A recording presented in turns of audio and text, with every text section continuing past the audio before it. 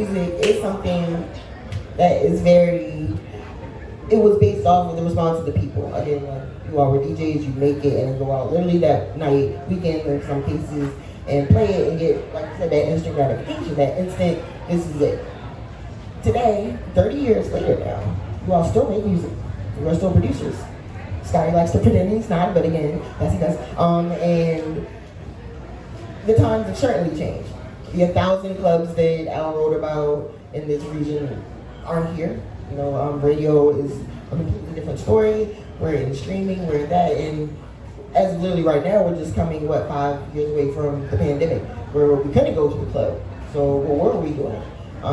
In that vein, and looking at how the platform and reception of Baltimore club music is now, that we are all still very active, how's that in contrast to that gratification and that feedback that we need as producers for this contrast to then versus now? I think it's still the same.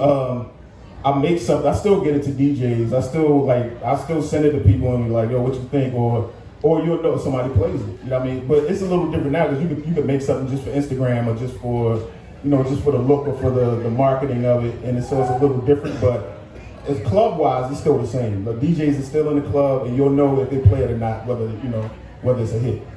So that's kind of how I go about it. Hey, Dominic, can you say hi? Hello. Glad to be here. Sorry I'm late. It usually doesn't happen. So wait, let's pause. So real quick, I made everyone else do it and I did it too.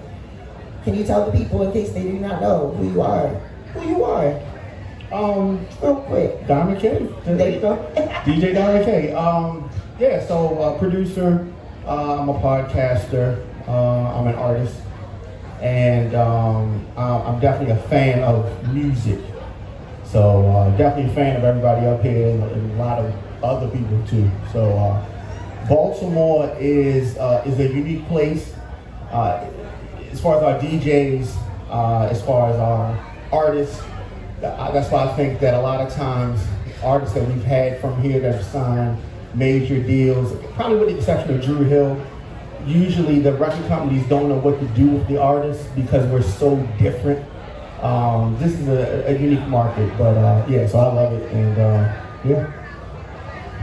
So let me get one more thing from you. One other thing that I touched on earlier with them was essentially the general sentiment that this book is, in its historic nature, being the first publication about specifically club music, Baltimore club music, and helping to legitimize it.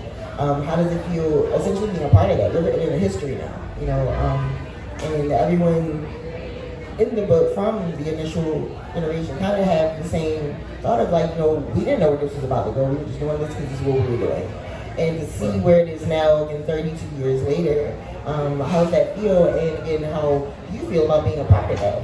I'm glad to be a part. I'm not surprised if that's what you asked me. I'm not surprised because when, in the early days, it was, so some people don't understand this, but we had major artists that would come to the city, that are on major record companies doing shows, but we had Baltimore artists that had bigger buzz in the city than them. So there were times when bigger artists would come and, artists that I was working with, the major artists would be opening up for them because the club music dominated the DJ set. So we would take a break and play some hip hop and then go right back and playing club music.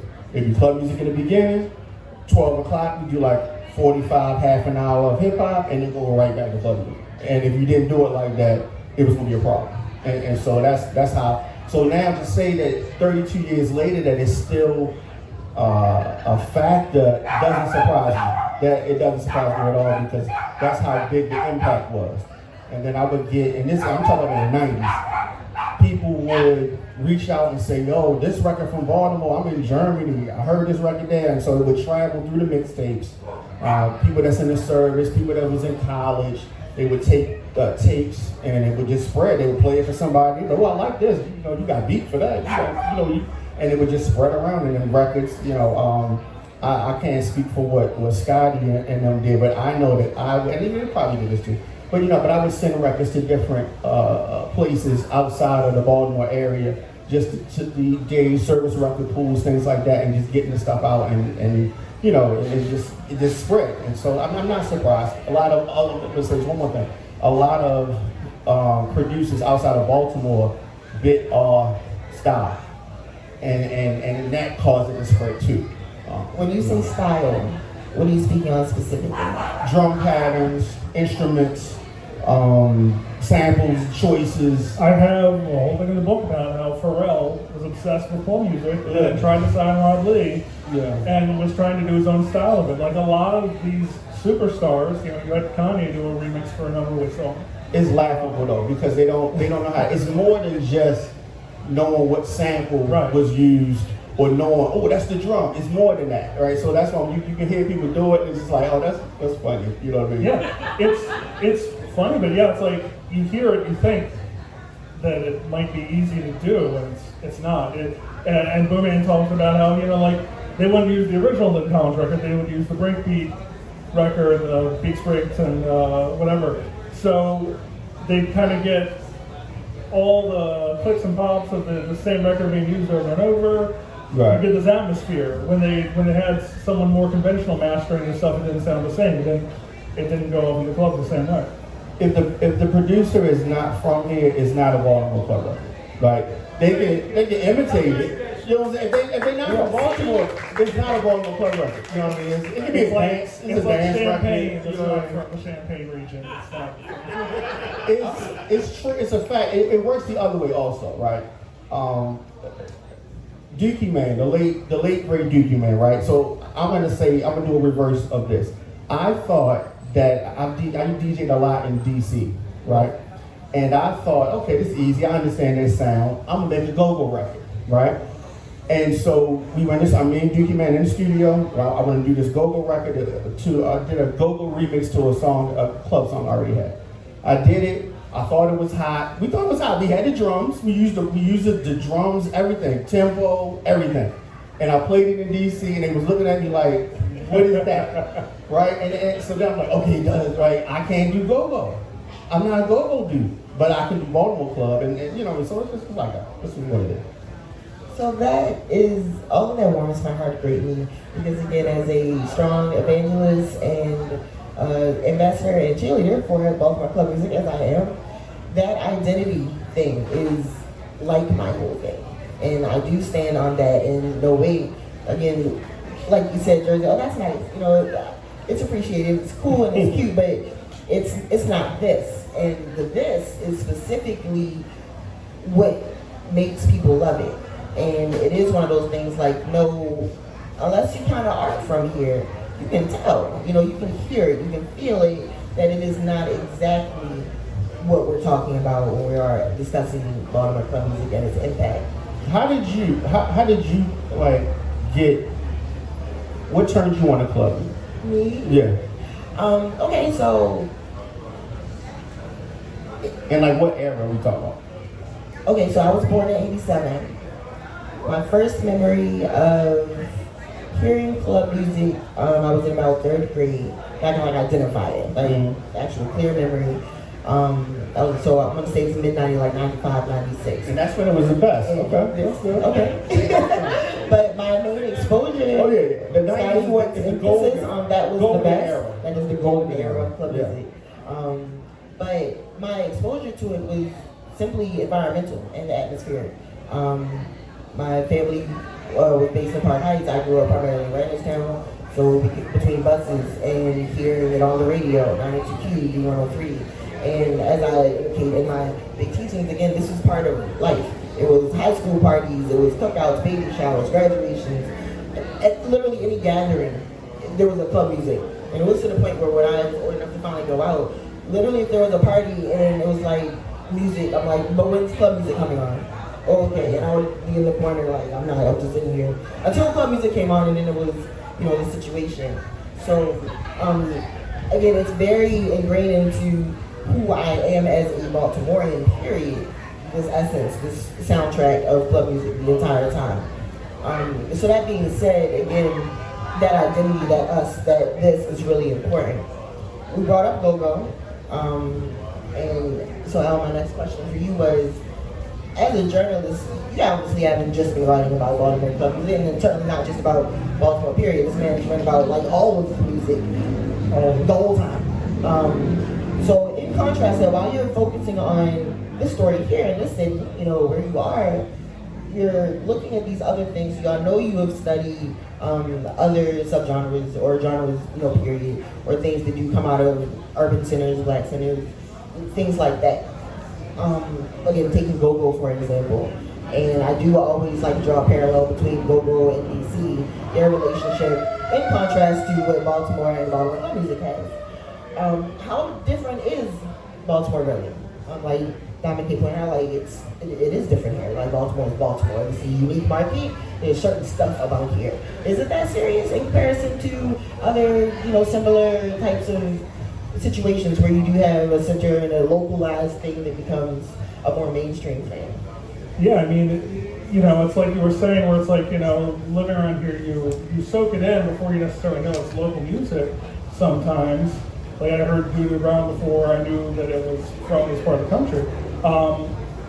And so, yeah, it was one of those things where, you know, it's like these radio stations, the DC stations at night, they would play these live go-go sets, and the Baltimore stations would play club music.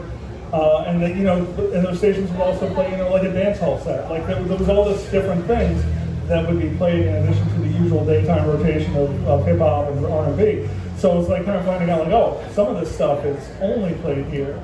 Like I knew, because go-go was a little more like mainstream visible. Like, you know, in the '80s, people, it was kind of a known thing. It was a bandwagon of it. So it was one of those things where kind of realizing, like, oh, yeah, this is all, you know. And the interesting thing is that, you know, these guys all knew each other. It was a true scene. But like, you know, Scottie had a label. And Diamond K, I remember you saying you were pretty good friends with Scottie, but you never got involved with him. You just started your own label. You said I was, like... Right, but I mean, like, you were close with him before you started the label, but you never really got involved on Unruly because you wanted to be your own... I'm crazy, though, right? And so, and I knew that, and so I knew that... But, and I think I may have told you this, looking back, we should have all combined. That's what we should have did. Right. We should have all combined because, you know, we all had big records from our labels. But if we unified and then tackled things, we would have done what we needed to do. And that still could happen for the record, but I'm just saying. Yeah, but that I wanted to do my own thing. I knew that I was gonna have some wild ideas that probably weren't gonna go over with everybody.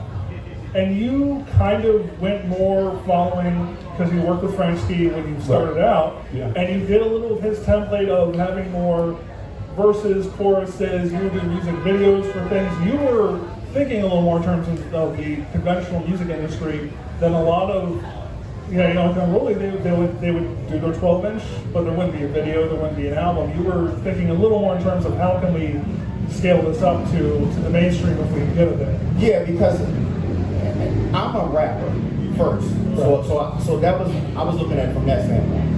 And I think that other people that may have been DJs first or producers first, looking at from, I'm just making music, I'm gonna make people dance, and you know, I mean, so I think that mindset was different. And I knew that was probably gonna be a problem because I just wanted to rap fast, and you know, and so that was just what my thought was. So definitely influenced by Frank Ski, and I definitely used that template.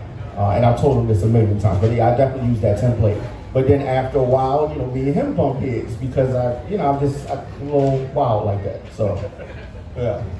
But we're good now too. Yeah, I mean, it's beautiful that it's like, I think these guys are all competitive in some fashions, but also probably broke each other's records, probably were instrumental in each other's careers, and now it's like, especially things like this, and with the Baltimore Club Music Day, that Ducky here was instrumental in helping create 2 years ago. We get these guys to really like they get to look back and appreciate what they have in common, which is beautiful. Because again, it's like I think the competition helped them musically thrive 100% at the time. But now, yeah, we can all look back and look at what's been created, kind of as a group. The biggest Baltimore Club records. If we didn't have the competition, the records wouldn't have happened. Yeah. Because, you know, at least I know from, you know, my label and people that were with me, when I would hear something that Griffin Booman put out, or Scottie put out, or Rodney put out, I'm like, oh no, I gotta go back. I gotta make something else. Like, you know what I mean? And so it's kind of like a what have you done for me lately kind of thing. And so we steadily, and I think that they probably did the same thing. And it's definitely competitive. But at the end of the day, Unruly is the biggest label, you know what I mean? And that wasn't, I don't think that was ever something that we were trying to do, try to make the biggest. Because we couldn't be the biggest because they were the biggest. So we just wanted to make some hits, you know what I mean, and be competitive, scrappy. Colin, how much time do I have left? How are we looking? Let's actually go over to audience Q&A. That's what I was going. Okay. Can I get that mic? What do you want to do? Y'all are gonna have to share now. Okay, hey, give it up for our panel first off. We're still gonna be here for about 15 more minutes with audience Q&A. You can ask questions for one or all of the panel, but please do leave the questions brief. I do want to reiterate what Al mentioned, which is we gotta give Ducky her accolades and her flowers for helping everybody in Baltimore get its accolades and flowers by being the driving force behind the creation of Baltimore Music, Baltimore Club Day, that is now a city recognized day every year, and that was so important. What's 17th?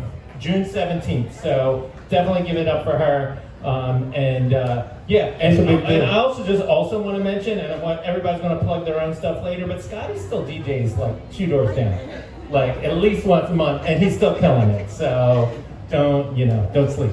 All right, who's got questions? All right, got a couple. I'm going to come around. Hey there. I was wondering, a question for the whole panel. I was thinking about how in the mid-2000s, there was kind of a bit of a club boom, like in the mainstream culture, like Shake It to the Ground got pretty big. Like MIA and Diplo kind of popularized things a little bit. And there was a whole, K-Swift died. There's a moment there where it seemed like, before Jersey and everything, where it seemed like, oh, Baltimore as a thing might be kind of popping off. Can you reflect a little bit on that moment and what you felt and how you felt like where it was going in that moment? Like, did it feel confusing? Did it make sense? Like, I'll pass the mic after I say a couple things, but I mean, that was as Colin was saying, I was doing the Government Names blog in the middle of all that happening, so it was very exciting to just kind of be with people from all over, writers I know all over the country were just in the stuff, and to kind of help be a conduit for that, for other people in media. And yeah, it was very exciting because not only was the 90s club music stuff kind of finding an audience outside Baltimore, but there was also, it was continuing to grow. There were all these, K-Swift was bringing in these new producers like Say-What and Black Star, and they were changing the sound of club music. They were getting a little more synth heavy. So there were all these things happening on all fronts, and then, in the book, it was impossible not to have K-Swift's death kind of be the middle point of the book, because it's just it's this thing. She was becoming the most famous person to sing and produce, and she died at pretty much that moment when she had signed a deal with a national label. When Scottie and Sean had been starting to work on something big, and she was going to start doing her first dates overseas. So it's one of these things where it's like, you also really think, what could have been, because obviously all this stuff, the scene was thriving before she came in, but she gave her face to it. And she had this ambition, this charisma that I think the scene lost something major with the loss of her. So it's one of those things where it's bittersweet to think back on that era. It was bittersweet to write about it and to talk to the people who knew her best and the emotion of that summer. Artscape Week. So we're talking about 07, 08. Yeah, 07, 08, Dance My Pain Away and then Shake It to the Ground. These records was kind of, Yeah, so that was a tricky time. I thought that was the moment that it was going to, people always say, put the town on the map, that kind of thing, and people always say that. So I thought that was the moment. I think that the missed opportunity was after K-Swift's death, right? I don't think that the whole scene should be on the back of one person. And it seemed like, if we can use a football analogy, the quarterback got hurt and then our backup, everybody's just deflated. And I think that's kind of what happened. But this music doesn't work without the club playing it. and the radio playing. And when she passed, it kind of stopped. For whatever reason, I don't know whatever reason. Because you had this mix, like if you have like a quote unquote grown and sexy party, right? Especially at that time. They associated club music with the younger generation. You were talking about Say What and Black Star and folks like that. So they started speeding the tempo up a little bit too much. And then older, grown and sexy folks, like, I can't dance that fast. They wanted something that was in the 130, 135. They started pushing it in the 40s, and it was too fast to me. Okay, and then so now we had this break.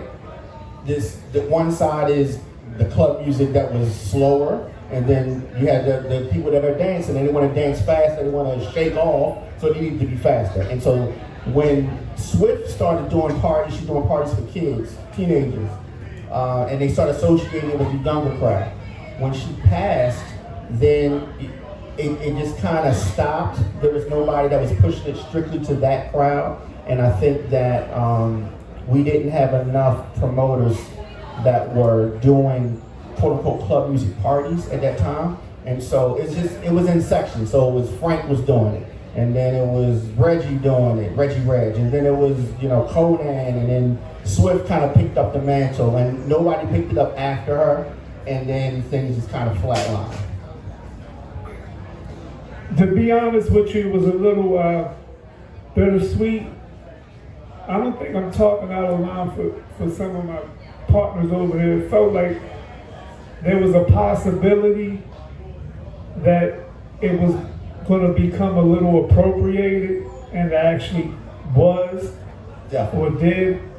And so just to give you like a real vague timeline, like we were talking about this early stuff, and then there was a point to slow down a little, and then K-Swift, and all of a sudden somebody from out of town that don't look like our audience, and the same people in Baltimore that never tuned to sing, all of a sudden was tuned to sing because of some people that ain't our audience in another city told them that we was the shit, and so they could not be listening to us the shit in their own town.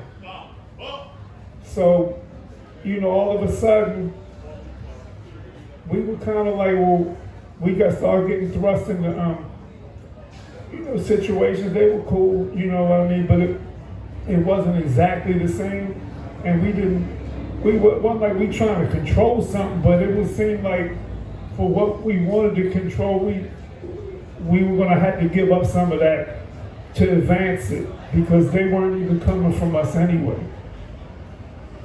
If you understand, and the city, like you being real politically. Oh, a little bit, right? But the city paper, for instance, and like they never had any of us in there for anything for years, right? Years, zero, nothing. We didn't exist in the city.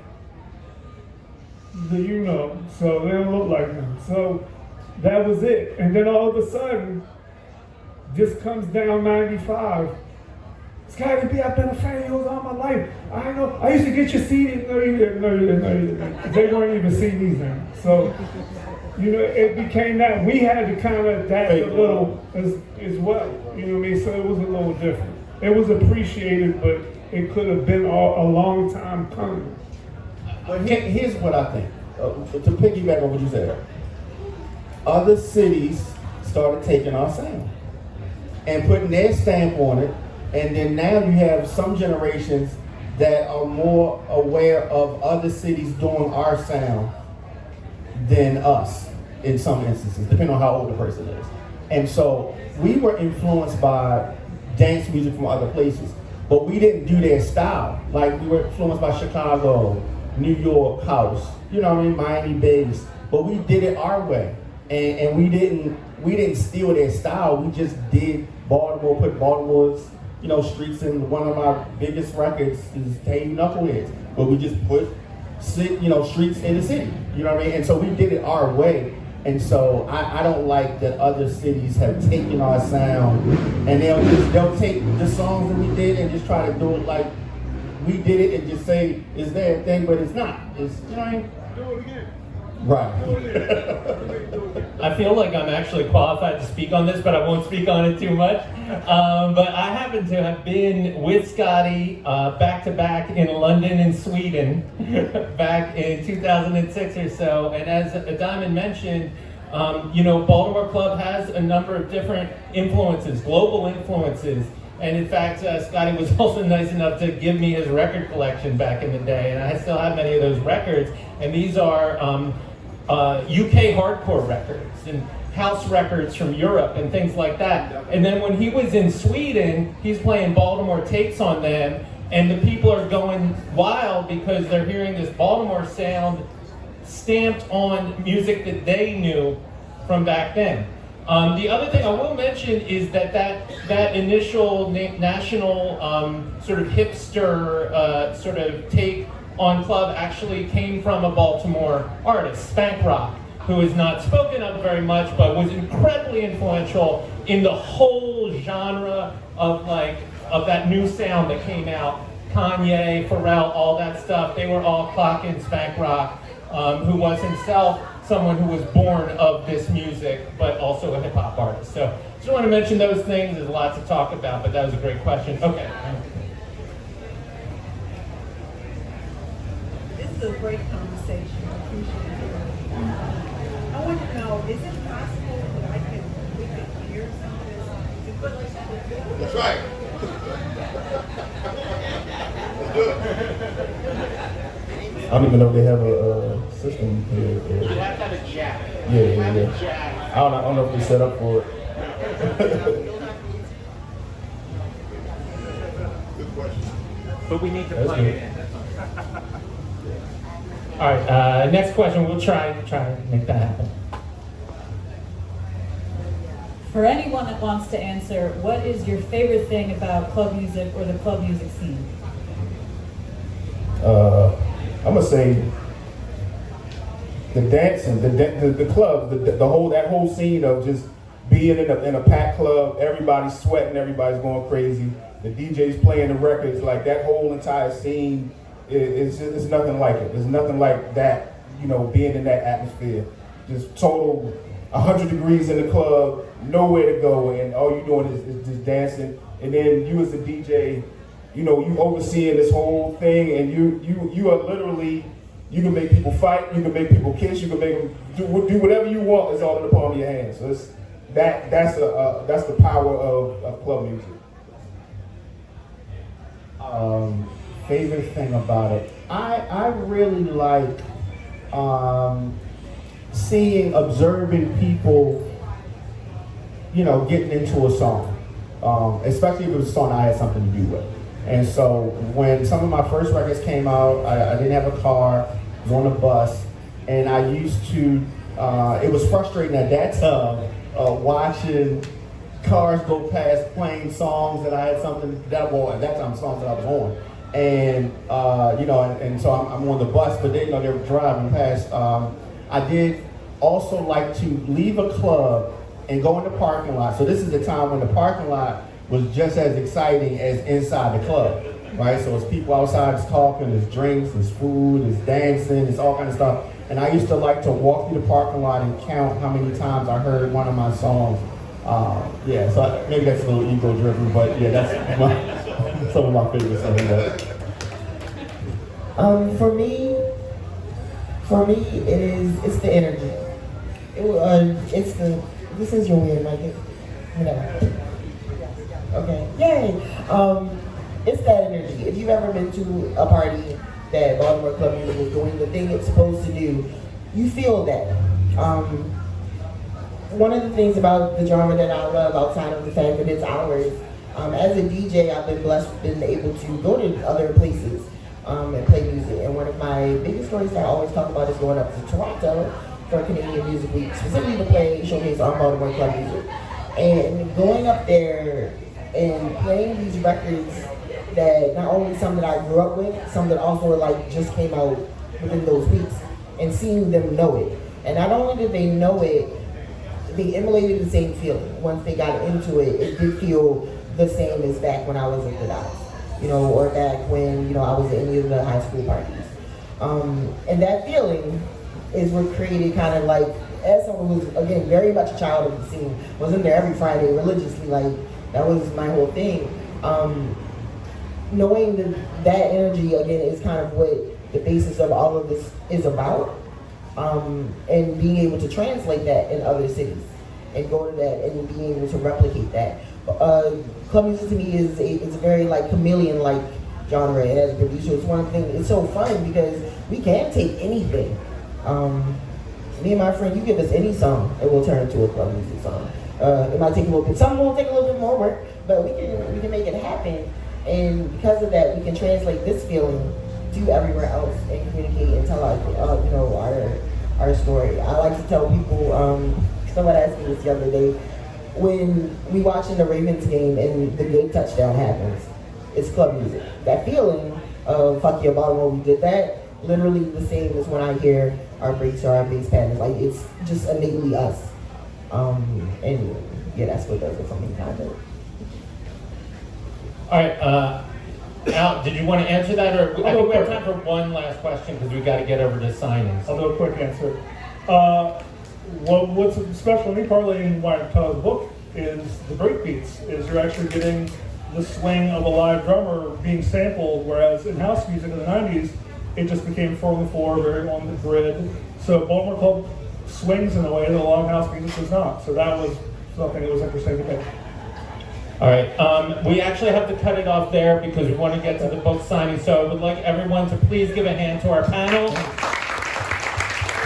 Give it up to Al. Thank you so much for writing this book and bringing everybody together. Thanks, Ducky, for helping facilitate this. We're going to be signing over there, so please, I would love if all the panel would be over there for the signing, because I'm sure some of you are going to want signatures from all these people who are featured in the book. Thank you again so much for attending the 2025 Baltimore Book Festival. And yeah, give it up for the panel.